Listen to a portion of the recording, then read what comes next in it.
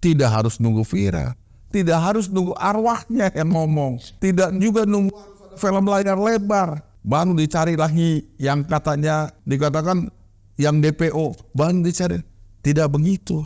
Jangan mentang-mentang keluarga korban itu rakyat biasa atau anak bintara polisi diperlakukan seperti ini. Mungkin orang jadi beranggapan bahwa pelakunya adalah orang berpengaruh yang memiliki relasi kekuasaan di kepolisian. Buat saya juga janggal kasus pembunuhan di sebuah daerah yaitu di Cirebon yang seharusnya bisa diselesaikan di tingkat Polres, bisa selesai. Tapi harus ditarik ke Bandung. Padahal TKP di Cirebon. Apa seberat itu kasus ini?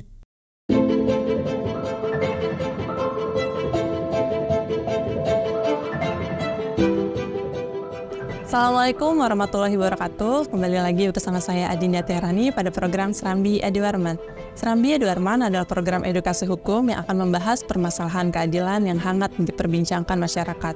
Vlog official Adi Warman juga mengemasnya dalam bentuk karya jurnalistik guna memberikan pemahaman hukum sesuai dengan undang-undang yang berlaku di Indonesia. Dan pada tema kali ini, Serambi Adi Warman akan membahas tentang pembunuhan dan pemerkosaan Vina dan Rizky Cirebon. Sebelum kita masuk ke dalam topik pembahasan pada hari ini, mari kita saksikan tayangan berikut ini. Ketipu Mbak, Vina sama Eki nggak digeret pakai motor, tapi tangannya dipukul pakai balok Mbak.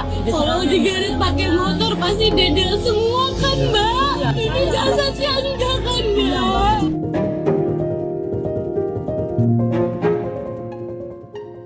Yang kabur ke Jakarta itu jangan lupa, itu anaknya itu. Kasus pembunuhan seorang remaja perempuan asal Cirebon kini kembali muncul ke permukaan. 3 pelaku utama masih bebas berkeliaran meskipun 8 temannya sudah ditangkap dan hidup di balik jeruji besi. Kejanggalan ini diselidiki polisi. Korban kecelakaan tunggal pun dikoreksi menjadi korban diduga dibunuh. Setelah kita yakin bahwa ini memang kasus pembunuhan yang dilakukan kepada korban, kita melakukan upaya-upaya penangkapan terhadap para tersangka dan kita berhasil menangkap 8 orang tersangka. Awalnya 7. Setelah itu beberapa lama berikutnya tertangkap lagi 1, jadi 8 kita tangkap. Dari jumlah tersangka 11 orang. Kenapa sampai butuh bertahun-tahun gitu ya? Padahal kan juga dari otak pelaku ini juga bisa diambil keterangannya dari para tersangka yang sudah ditangkap. Artinya mereka saling mengenal karena melakukan pemerkosaan dan juga pembunuhan itu secara bersama-sama gitu. Kenapa butuh waktu yang sepanjang ini dan juga belum bisa tertangkap gitu? Ada masalah apa sebenarnya Pak? Ya, makanya kami dari mereka ini kan hanya menerangkan nama panggilan, tapi tidak tahu nama sebenarnya siapa. Sehingga kami kesulitan untuk menelusuri siapa sebenarnya 3 orang ini. Namun kita sebenarnya sudah dari dulu juga sudah melakukan penyelidikan, kita buat tim juga untuk mengembangkan kasus ini supaya kita bisa mengetahui yang 3 orang ini siapa kan. Jadi selama 8 tahun polisi kesulitan karena minimnya informasi itu saja? Ya, kita memang minimnya informasi itu aja. Gitu. Justru kita mengharapkan apabila ada masyarakat yang mengenal mereka, kemudian mengetahui keberadaan mereka, ya mungkin kita juga minta tolong informasikan kepada kita. Kalau dulu kan hanya keluarga yang tanya sana sini, tetap aja udah stuck, nggak ada perkembangan lagi. Percaya aja sama hukum, walaupun saya ada ngejanggal sedikit ya, tapi tetap percayalah sama hukum gitu.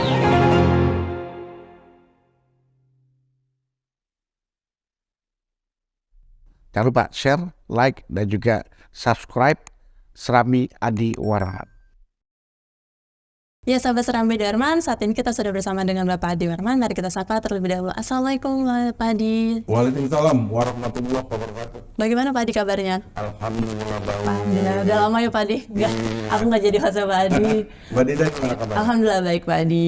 Pak Adi, setelah kita saksikan video tadi tuh, aku penasaran sih Pak, ini kan kasusnya lagi viral lagi nih Pak setelah 8 tahun ya Pak.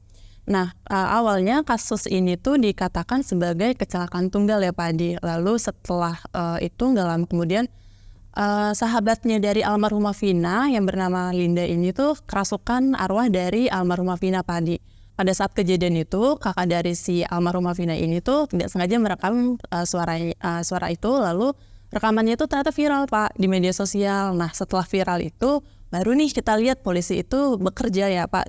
Apakah benar nih Pak mekanisme yang memang terjadi, mekanisme penyidikan kasus itu seperti itu Pak Adi? Boleh coba Pak, saya penasaran Pak. Tentu jawabannya tidak benar. Tetapi sebelum saya menguraikan jawaban itu, mari kita sama-sama berdoa agar arwah almarhumah Vina dan almarhum Rizky diterima oleh Allah Subhanahu wa Ta'ala, dilapangkan kuburnya, dimudahkan hisabnya, dilipat gandakan pahala amal ibadahnya, dosa-dosanya diampunkan, kelak dimasukkan ke surganya Allah bersama Nabi besar Muhammad SAW.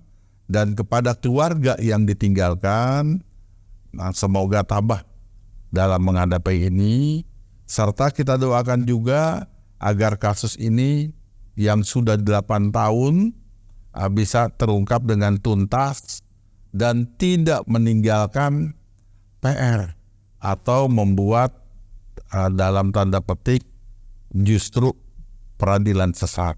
Amin ya rabbal alamin. Jadi tadi saya katakan Mbak Dinda bahwa itu tidak benar prosesnya. Ketidakbenaran ini berawal dari sebuah kesimpulan yang disampaikan oleh polisi terkait dengan kecelakaan tunggal. Kepolisian dalam menyikapi sebuah kasus jangan terburu-buru mengambil kesimpulan. Ya. Harus dilakukan penyelidikan, olah TKP, apalagi ini kasus yang menyebabkan hilangnya nyawa orang. Butuh waktu yang cepat, yang efektif, yang efisien dan teliti untuk mengatakan ini kasus pidana atau kecelakaan. Terhadap polisi yang mendeklar bahwa itu kecelakaan tunggal, seharusnya diperiksa oleh Propam, ya, terkait dengan kode etik, keprofesionalan. Nah, itu yang pertama, kesalahan pertama, ya. Yang kedua, Kapolri juga pernah mengatakan tidak perlu viral. Kasus ini harus tetap, setiap kasus pidana harus cepat diungkap karena sudah diatur, ada Perkap Kapolri nomor 6 tahun 2019 tentang penyidikan. Jadi tidak harus nunggu viral, tidak harus nunggu arwahnya yang ngomong, ya, tidak juga nunggu film layar lebar.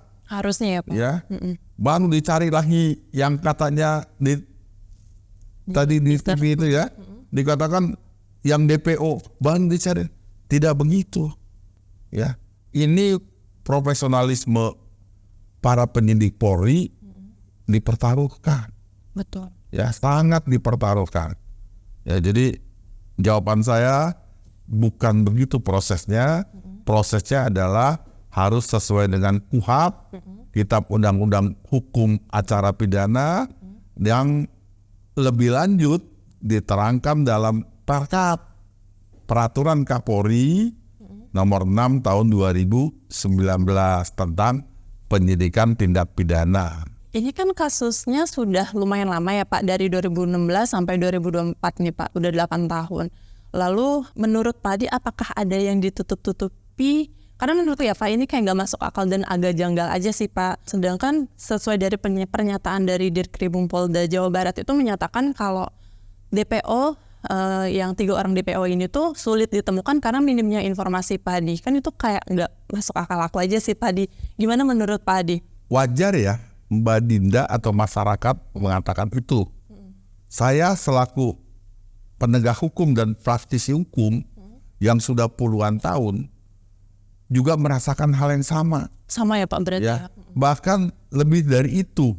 Saya mengatakan profesional Polri, khususnya Dirkrim Polda Jawa Barat yang baru 2 hari yang lalu itu menyampaikan statementnya di salah satu TV nasional, mengatakan bahwa salah satu hambatannya adalah tidak menemukan nama lengkap dari si pelaku, hanya nama panggilan. Iya, minim. Ditambah lagi minim informasi. Iya.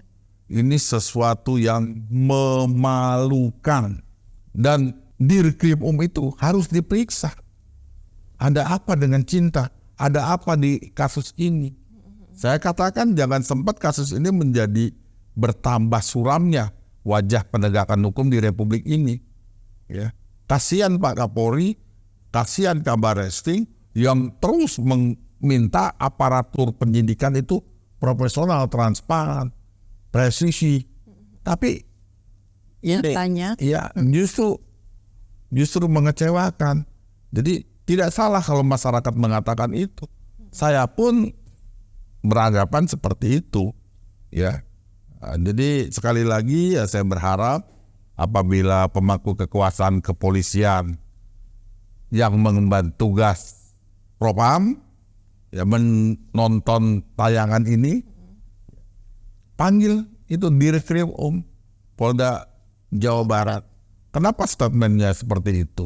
Dan yang pertanyaan berikutnya, kenapa harus Dirkrim yang ngomong? Harusnya kan ada Humas Polda, satu pintu, ya, supaya tidak seperti ini kejadiannya. Ya, kasihan keluarga korban, kasihan arwah. Ya, jangan mentang-mentang keluarga korban itu rakyat biasa atau anak bintara polisi, ya, diperlakukan seperti ini. Iya. Ya. Anak bintara aja bisa diperlakukan seperti ini ya Pak ya? Ya barangkali tadi mungkin orang jadi beranggapan bahwa pelakunya adalah orang berpengaruh, ya, yang memiliki relasi kekuasaan di kepolisian. Mungkin tadi itu terjadi, bisa. Ya. Atau memang pejabat tinggi di kepolisian. Jadi orang berasumsi jadi bola liar ya, bahwa kasus ini begini dan lain sebagainya. Karena disebabkan oleh ketidakprofesionalan penyidikan dalam kasus ini. Buat saya juga janggal kasus pembunuhan di sebuah daerah yaitu di Cirebon yang seharusnya bisa diselesaikan di tingkat Polres, bisa selesai. Tapi harus ditarik ke Bandung. Padahal TKP di Cirebon. Apa seberat itu kasus ini? Sudah ditarik ke Polda Jawa Barat di Bandung. Coba, apakah ini efektif efisien? Perlu dievaluasi. Dari Bandung penyidik itu datang ke Cirebon butuh waktu dan lain sebagainya. Cukup harusnya di tingkat Polres Pak Cirebon, dan dari pihak Polda cukup melakukan dukungan atau melakukan evaluasi atau memberikan pengarahan. Tidak terjun bebas seperti ini. Bahkan saya yakinnya ini adalah merupakan hambatan. Kecuali ya kejadiannya juga di Bandung. Jadi Poldanya kebetulan di Bandung. Ya itu mungkin aja. Itu kan baru efektif ya kalau di Bandung Pak. Kan jauh ya Cirebon ke Bandung Pak. Nah terus kasus pembunuhan ini kan dikaitkan dengan arwah ya Pak ya. Dengan viralnya film dari Vina Sebelum 7 Hari ini ya Pak. Nah menurut Bapak nih, apakah ini tuh termasuk hal yang positif atau negatif Pak untuk penanganan hukum itu sendiri Pak? Positif atau negatif dari sisi mana kita melihatnya? Kalau dari sisi peraturan perundang-undangan, tentu ini negatif. Tupoksi kepolisian dalam hal ini dalam penegakan hukum, bidang yang di dalamnya adalah reserse atau penyidikan, tidak menunggu viral, tidak menunggu ditayangkan, ya. Saya ingat sekali beberapa tahun yang lalu Pak Kapolri mengatakan, jangan tunggu viral, respon langsung. Apalagi Rakernis yang beberapa hari yang lalu, Kabar Reskrim juga mengatakan dengan tegas, agar jajarannya merespon pengaduan masyarakat secepat mungkin. Jadi tidak harus viral. Tapi dari sisi masyarakat ya, itu positif. Dalam arti yang positif, ini sebagai bentuk kontrol sosial terhadap penyidikan sebuah tindak pidana, di mana kontrol sosial ini sangat bermanfaat, ya, fungsi pengawasan, karena dianggap fungsi pengawasan yang ada di internal Polri itu tidak berjalan dengan maksimal. Padahal di situ ada Propam, di situ ada Irwasum, Irwasda, di situ ada Kompolnas. Ini sepertinya masih harus ada gerakan-gerakan sosial dalam bentuk media sosial atau gerakan lain yang menjadi pemicu untuk polisi profesional. Dan terhadap polisi ya, saya minta jangan menganggap bahwa ini menjelekkan kepolisian, bukan. Tapi ini jadi pemicu untuk bekerja lebih profesional. Untuk lebih baik juga. Lebih baik juga ke depannya. Kedepannya gimana sih Pak agar jajaran Bareskrim dari tingkat Polsek itu sampai tingkat Mabes Polri itu bisa menjadi lebih profesional dari sebelumnya, bahkan dilihat dari kasus ini Pak Adi, gimana? Kalau itu ya kita inginkan Bareskrim lebih profesional, ada yang harus dilakukan perbaikan atau pemantapan bahasanya. Yang pertama, pastikan KUHAP itu di atas perintah atasan. Ya, artinya KUHAP dijadikan pedoman. Perkap Kapolri nomor 6 tahun 2019 itu dijadikan pedoman. Dan juga kode etik perilaku polisi itu juga dijadikan pedoman. Ya, ada Perkap Kapolri nomor 7 tahun 2022 tentang kode etik ya. Dan Komisi Kode Etik ini juga harus meresap di tubuh aparatur Bareskrim. Itu yang normatif ya. Tetapi ada satu yang harus saya sampaikan, untuk lebih profesional kita harus melihat atau merevisi Undang-Undang Kepolisian. Saat ini Komisi 3 sedang membahas revisi Undang-Undang Kepolisian. Oke. Ya. Tapi pembahasannya belum sampai kepada pembenahan tugas kepolisian, tupoksi kepolisian. Kalau kita lihat pasal 13 dari Undang-Undang nomor 2 2002 ya, tentang kepolisian, itu tugas pokok kepolisian negara Republik Indonesia itu ada A-nya itu memelihara keamanan ketertiban masyarakat. Yang B menegakkan hukum. Dan C memberikan perlindungan, pengayoman dan pelayanan kepada masyarakat. Kalau kita lihat B dan C itu bisa bertolak belakang.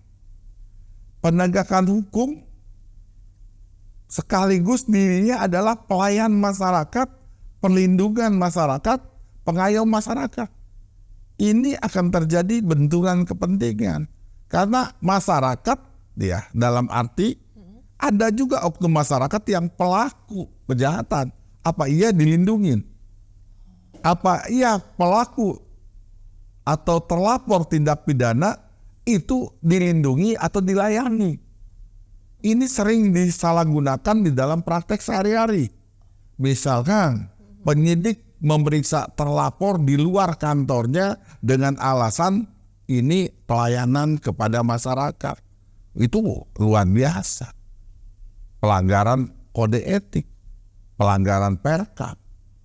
Nah ini yang perlu dibenahi. Kalau ini dipahami tentang penegakan hukum, perlindungan, pengayoman dan pelayanan masyarakat, saya agak ekstrim, agak brutal. Saya malah meminta tugas pokok kepolisian dalam huruf B, penegakan hukum, itu dikeluarkan dari kepolisian. Oh gitu, lalu digantikan? Digantikan Badan Penyidik Nasional yang setingkat dengan Kapolri, sejajar dengan Menteri, sejajar dengan Jaksa Agung. Jaksa Agung tugasnya penuntutan, ya. Nah ini Badan Penyidikan Nasional yang independen, ya. Jadi Bareskrim setingkat, bahasa saya Bareskrim setingkat Kapolri, setingkat dengan, supaya tidak juga ada intervensi, supaya karir teman-teman di Bareskrim itu di penyidik ini bisa lebih bagus, lebih baik dan lain sebagainya. Jadi badan yang independen seperti kejaksaan di bawah presiden langsung. Jadi Bareskrim nanti tidak juga di bawah Kapolri, tapi dijadikan badan namanya Badan Penyidik Nasional. Ya, tugasnya melakukan penyelidikan dan penyidik nasional. Timbul pertanyaan, Pak, bagaimana tugas kepolisian kalau ketemu penjahat? Ya tadi di huruf A dikatakan memelihara keamanan dan ketertiban masyarakat. Polisi boleh menangkap tapi kasih batas waktu. Nangkap 1 kali 24 jam dia harus serahkan kepada Badan Penyidik Nasional. Punya kewenangan nangkep, punya dalam rangka keamanan.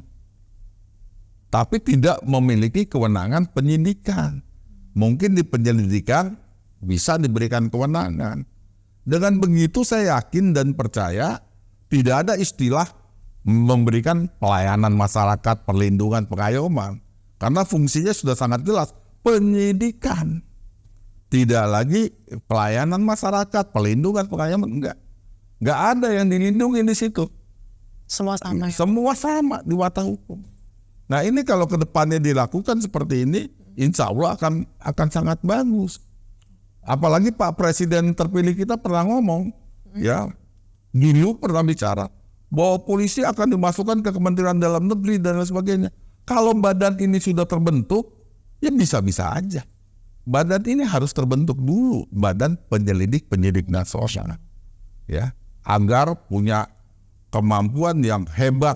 Saya berharap sih Komisi 3 berani membahas ini, ya, karena saya tahu sedang melakukan rapat-rapat tentang revisi ini. Ya ada teman-teman di Komisi 3 udah komunikasi. Ya saya minta supaya ini juga dibahas. Pembentukan Badan Penyidik Nasional. Oke, iya Pak, menarik. Semoga aja sih Pak itu memang bisa dibahas di. Ya bisa terwujud. Anggotanya siapa? Ya anggotanya yang sekarang Baris Krim aja. Anda mau tetap di kepolisian atau Anda masuk ke badan ini? Ya, kalau tetap di kepolisian, ya monggo silakan. Tetap di badan ini, ya pindah ke badan ini, ganti baju dengan sebagai aparatur negara juga. Ya, mungkin ya, di luar negeri ada FBI dan lain sebagainya, ada polisi lokal dan lain sebagainya, kan itu akan jauh lebih bagus. Terima kasih ya Pak Adi atas pembahasannya hari ini. Terima kasih kembali Mbak Dinda. Terima kasih Pak Adi. Semoga pemaparan dari Pak Adi tadi itu bisa bermanfaat untuk keluarga Vina, terutama ya Pak yang saat ini lagi mencari justice-nya Pak ya, dan juga keluarga dari almarhum Rizky. Demikianlah cara bincang-bincang kita pada hari ini. Untuk mendukung program edukasi hukum ini agar tetap selalu eksis, mohon untuk tekan tombol like, subscribe, dan juga komen YouTube channel Serambi Adiwarman. Saya Adinda Tiarani pamit undur diri. Wassalamualaikum warahmatullahi wabarakatuh. Waalaikumsalam warahmatullahi wabarakatuh. Salam Serambi Adiwarman.